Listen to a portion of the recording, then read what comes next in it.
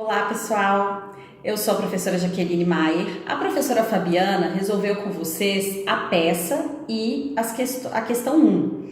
Eu vou continuar, vou comentar rapidamente com vocês a respeito da questão 2 e também da questão número 3 e 4, ok? Vamos lá na questão 2. Questão número 2. A União publicou no Diário Oficial de 30 de junho de 2017 decreto que majorou a alíquota do Imposto sobre Produtos Industrializados, o IPI. No decreto foi estipulado que a alíquota majorada já seria válida para fatos geradores ocorridos a partir do mês seguinte, 90 dias. Tendo em vista a anterioridade nonagesimal e a anterioridade do exercício financeiro, responda aos itens a seguir. Veja, a questão ela te direciona. Ela não está perguntando sobre o princípio da legalidade, viu? Ela está falando sobre anterioridade. Então, vamos nos ater ao que o examinador pede. Tendo em vista a anterioridade nonagesimal e a anterioridade do exercício financeiro, então, responda aos itens a seguir. É válida a exigência da alíquota majorada no mês subsequente à publicação do decreto? Não. Por quê? Porque o IPI, ele é exceção ao princípio da anterioridade anual, mas ele não é exceção à anterioridade nonagesimal, ok? Com base em quê? Com base no artigo 150, parágrafo 1º da Constituição. Então, é válida a exigência? Não, não é válida a exigência. Se em vez de majorar a alíquota, o decreto alterasse apenas o prazo de recolhimento da obrigação tributária, seria válida sua exigência a partir do mês seguinte ao da publicação? Sim. Por quê? O princípio da anterioridade e a anterioridade nonagesimal, eles estão previstos no artigo 153, alíneas B e C. Eles são aplicáveis nas hipóteses de instituição e majoração de tributos. A questão afeita à alteração de prazo de recolhimento não se sujeita a esses princípios. Além disso, eu tenho a súmula vinculante número 50, que reitera esse fato. E seria muito interessante que você tivesse fundamentado a sua questão com base tanto no 153B e C, que falam que esse princípio se aplica nas hipóteses, de instituição e majoração de tributos, e também com base na súmula vinculante número 50, que afasta a aplicação desses princípios à hipótese específica de alteração de prazo de recolhimento, ok? Então vamos lá, questão número 2 resolvida. Considero essa questão uma questão bastante simples, acho que vocês não devem ter tido problema com ela. Questão número 3, é uma questão que eu considero média, não considero tão fácil não. Em 2017, Carlos, após viagem ao exterior, decidiu importar do Japão para uso próprio um veículo automotor de última geração, lançamento no mercado japonês. Considerando que Carlos é consumidor final do veículo, responda aos itens a seguir. A. Na importação do veículo, do referido veículo por Carlos, é devido o Imposto sobre Produtos Industrializados, o IPI? Gente, vamos lá. Por que eu considero que essa questão é uma questão média? Porque a jurisprudência do STF e do STJ, ela oscilou muito nos últimos anos a respeito desse tema. E por quê? Porque eu tive alterações relevantes nesse cenário. Eu tive qual alteração bastante relevante? A gente já vai ver no segundo caso. Em relação ao IPI, é mais uma alteração de entendimento mesmo. Então, anteriormente, entendia-se que não haveria incidência do IPI na hipótese de importação por pessoa física de veículo para uso próprio, tá? Esse entendimento, ele perdurou até o julgamento da repercussão geral que foi fixada no RE 723651. A partir de então, o STJ, ele firmou o entendimento de que incide sim o IPI, e o STF e o STJ, ele alterou o entendimento dele posteriormente. A ministra Regina Helena Costa, ela conduzia os votos no sentido de que não haveria a incidência do IPI nesses casos. Mas após o julgamento da repercussão geral pelo STF, as turmas do STJ mudaram o entendimento e a partir de então tem-se que há sim a incidência do IPI. Como que vocês fundamentariam? Vocês fundamentariam com base no artigo 153.4, que traz o fato gerador do IPI, né? Que a União pode instituir imposto sobre produtos industrializados. Então, na importação, a importação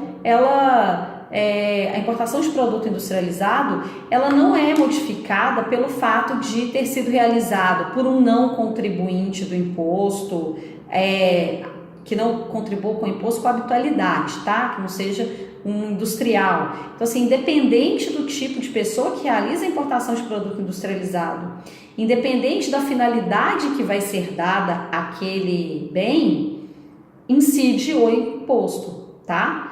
Então, o fundamento seria esse mesmo. Então, vamos lá para a letra B. Considerando que em 2003 o estado onde Carlos é domiciliado editou uma lei instituindo o imposto sobre circulação de mercadorias e serviços ICMS sobre a importação realizada por consumidor final, é devido o ICMS na importação do veículo? Gente, aqui nessa hipótese eu tenho uma observação a fazer. Ele fixou uma data e ele não fixou essa data à toa. Então, ele fala, olha, a lei foi instituída pelo Estado em 2003. Por que ele fala isso? Ele fala isso por quê? Porque em 2001 foi editada a Emenda Constitucional número 33, que instituiu a possibilidade de tributar justamente essa hipótese. Eu vou ler para vocês o que diz essa alteração promovida na Constituição. Está lá no artigo 155, parágrafo 2º, inciso 9, a linha A.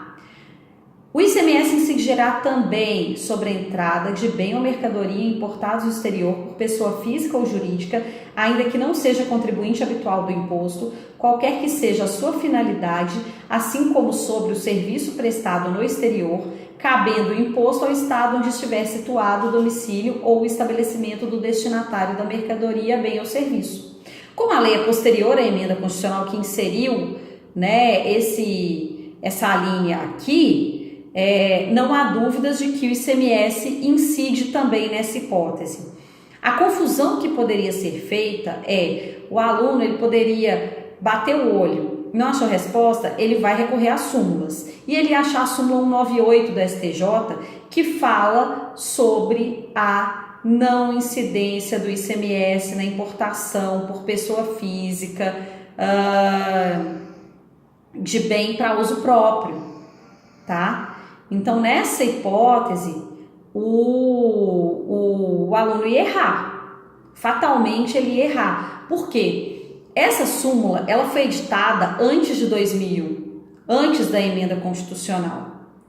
Então, essa súmula não é mais válida, digamos que ela não se aplica às leis que foram editadas pelos estados para cobrança desse tributo após 2001. Como a nossa lei, né, lá do caso da prova é de 2003, ela se aplica sim, tá bom? Então, incide sim, nesse caso aqui. Então, por isso eu considero essa questão média.